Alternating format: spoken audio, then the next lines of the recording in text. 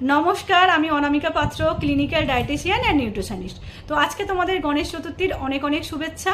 আর সঙ্গে তোমাদের আরও 5টা টিপস দিয়ে দেবো যে কারণে তোমরা আরও হেলদি থাকতে পারো।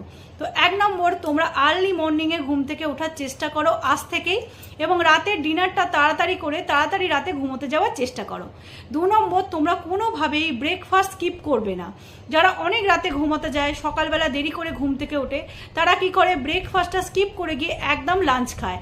এটা কিন্তু একদম বাজে হ্যাবিট, এর কারণে অনেক হেলথ ইস্যুস আসতে পারে।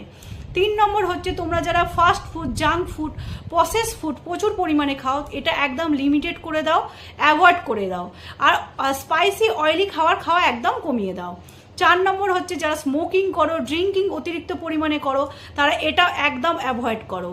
5 নম্বর হচ্ছে, তোমরা স্ট্রেস ফ্রি থাকার চেষ্টা করো, তার জন্য 5 থেকে 10 মিনিট মেডিটেশন করো, ধ্যান করো, দেখবে তোমরা অনেকটা সুস্থ থাকবে।